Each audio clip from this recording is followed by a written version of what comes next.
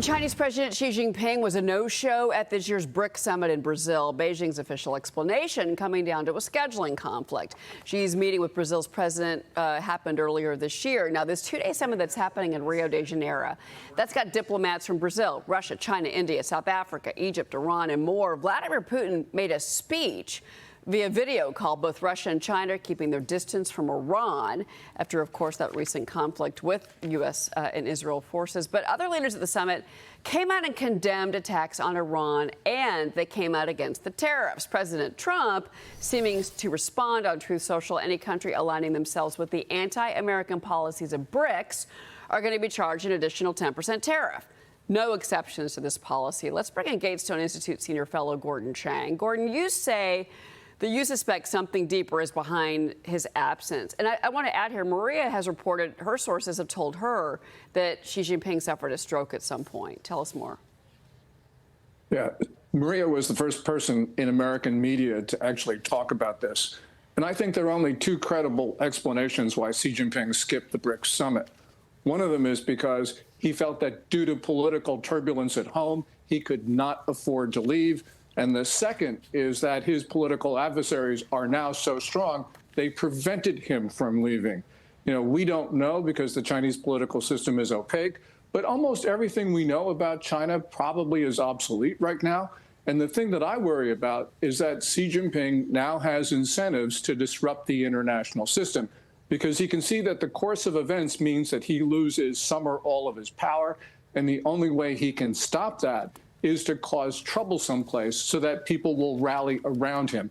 This is an extraordinary, dangerous time, Cheryl. Yeah, but again, to your point, and we had heard this, I guess there was chatter about this last summer that something was going on with Xi Jinping, but at the same time, you know, you made, the more interesting point here I think you made was that he might be under pressure within his own country because of, I'm thinking, the tariff fight that they're in with the United States. That hurts the Chinese manufacturers. We've had reports of workers going out on strike, labor strikes, and massive protests in China because they're not getting paid, their jobs are getting lost, manufacturing plants are shutting down. Has that continued?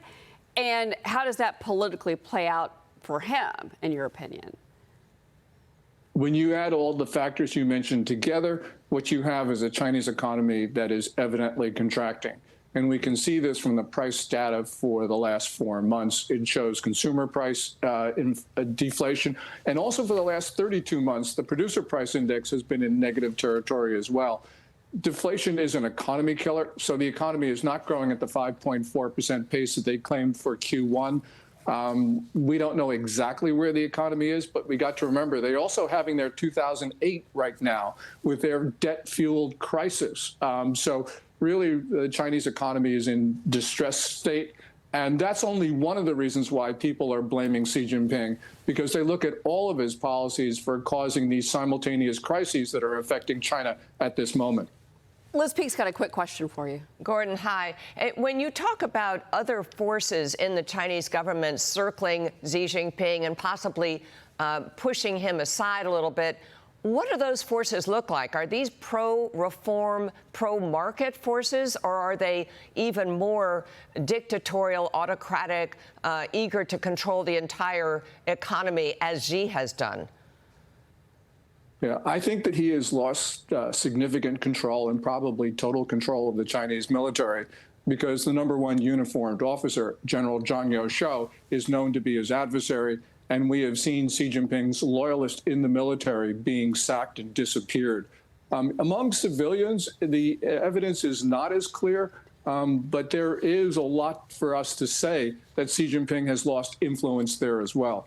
You know, if Xi Jinping were to be sidelined, I think that it's almost inevitable that eventually you'd have someone who is more of a reformer than Xi Jinping, or at least a reformer as we would define it.